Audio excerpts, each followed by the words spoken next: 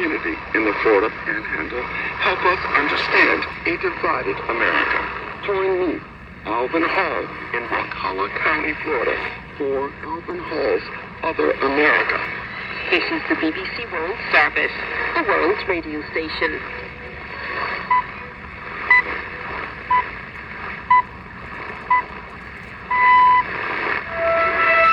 Hello and welcome to Newsday here on the BBC World Service with James Coppler and Victoria Uwapanda. Great to have you with us.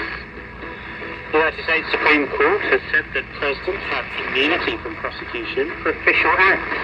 With his rival Donald Trump facing several court cases, President Joe Biden says he's dismayed by the matter. Today's decision almost certainly means that there are virtually no limits on what a president can do. This is a fundamentally new principle. That's a dangerous precedent. South Africa will swear in a new unity government today. We'll hear from the Democratic Alliance about how that coalition will work. Caribbean nations are being ravaged by Hurricane Beryl, with 200 kilometers an hour winds hitting several islands. And it's all about sports in Wimbledon and at the European Championships. We also have business. But first, the latest BBC World News. Hello, I'm David Hartley with BBC News. President Biden has condemned the US Supreme Court for ruling that ex-presidents, including Donald Trump, enjoyed partial immunity from criminal prosecution, saying the decision may interfere for America's democracy. The justices found that a president has immunity for official acts, but not for unofficial ones. Sarah Smith reports from Washington. Speaking from the White House, President Biden warned that the Supreme Court's decision fundamentally altered the long-standing belief that no one in America should be above the law. Today's Supreme Court decision for presidential immunity, that fundamentally changed. For all practical purposes, today's decision almost certainly means that there are virtually no limits on what a president can do.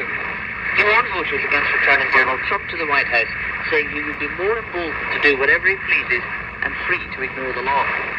Several Caribbean nations are assessing the damage after Hurricane Beryl, the first named hurricane of the season, made landfall over their territories in recent hours. At least one person has died in St. Vincent and the Grenadines, with authorities warning that this figure may rise. Paul Grant sent this report from nearby Mexico City. While the nations through which Beryl has passed are dealing with the damage left behind, other countries in the region continue to brace themselves for the storm's arrival. It is expected to continue its trajectory through the Caribbean before hitting the Yucatan Peninsula in Mexico by the end of the week. Meteorologists have been shocked at the unprecedented speed with which it strengthened from a tropical depression into a Category 4 storm this early in the hurricane season. Only 6 other hurricanes have intensified as quickly in under 48 hours in Atlantic hurricane history.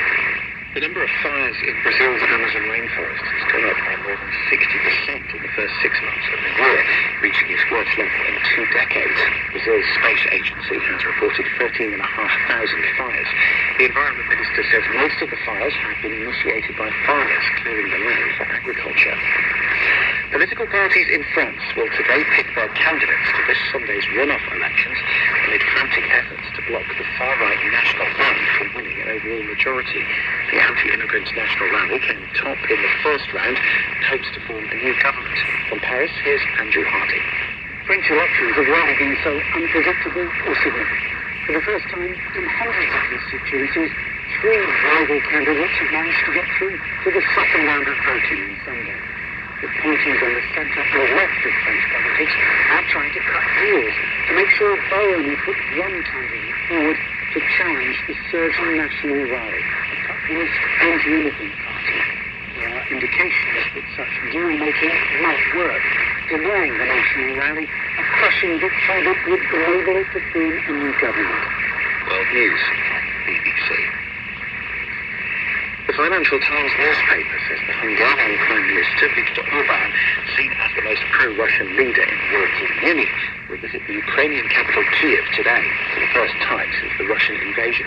The FT says he'll meet President Zelensky 2 days after they spoke at the EU summit. A new government in the Netherlands will be officially sworn in by King Willem-Alexander today, almost a year after the previous one collapsed. The former intelligence chief, DX-100, will take over from Mark Rutte, the country's longest-serving prime minister. The right-wing coalition is made up of 4 parties, the largest led by the anti-immigration politician Geert Wilders. From The Hague, here's Anna Holligan. The new coalition came to power on a crescendo of discontent that's boosted right-wing parties across the continent. Victory for Geert Wilders' Freedom Party shocked many commentators, but to people frustrated by traditional parties and their perceived failure to manage the asylum system, environmental issues, he offered hope. As the new government is sworn in, the European Union will be watching nervously to see how the coalition responds to multiple challenges, including immigration and the concept